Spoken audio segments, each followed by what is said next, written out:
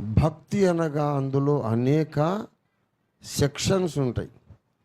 భక్తిలో అనేక దినుసులు ఉంటాయి. భక్తిలో అనేక దినుసులు ఉంటాయి. ఒకటి, మొట్టమొదటిది మాతృభక్తి, తర్వాత పితృభక్తి, తర్వాత గురుభక్తి, తర్వాత ఈ అమ్మను నాన్నను గురువును మనకిచ్చిన దేశం మీద భక్తి. దేశం లేకుంటే అమ్మ దొరకదు, నాన్న దొరకడు, గురువు దొరకడు. సో మాతృభక్తి, పితృభక్తి, గురుభక్తి, దేశభక్తి. ఈ దేశాన్ని కూడా నాకు ఇచ్చినటువంటి దేవుని మీద భక్తి. ఆడవాళ్ళైతే ఒక స్పెషల్ భక్తి, వాళ్ళకు పతి భక్తి ఉండాలి. మగవాళ్లకు పత్ని భక్తి అనేది ఉండదు. అది ఏ శాస్త్రంలో ఏ మతంలో కూడా లేదు. వాళ్లకు భార్య మీద అనురాగము, ప్రేమ, అనుబంధం ఉంటుంది.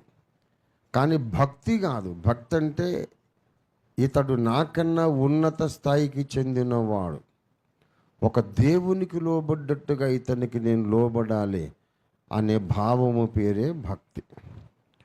పురుషుడికి తన భార్య పట్ల అలాంటి భక్తి ఉండకూడదు. ఈమె నా భక్తురాలు కనుక నేను ఈమెను దేవుడు కాపాడినట్టు కాపాడాలి అనేది మగోడుకు ఉండాలి. వాడు మగోడంటే. మగోడంటే మూతి మీద గుప్పటి మీసాలు ఉన్నాడు కాదు. హార్మోన్ ఇంబ్యాలెన్స్ అయితే ఆడవాళ్ళు కూడా వస్తాయి మీసాలు.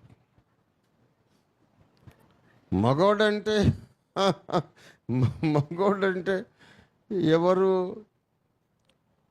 ఈమె నా భక్తురాలు గనుక దేవుడు తన భక్తులను కాపాడినట్టు నేను ఈమెను కాపాడాలని భార్యను సంరక్షించేవాడు వాడు మగవాడు.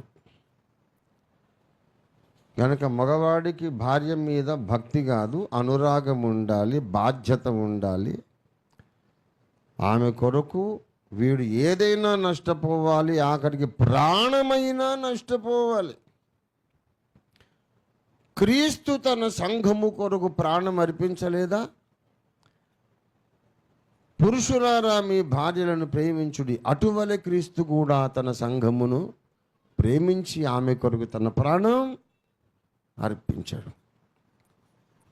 Christ died for his wife. Every man must be ready to die for his wife.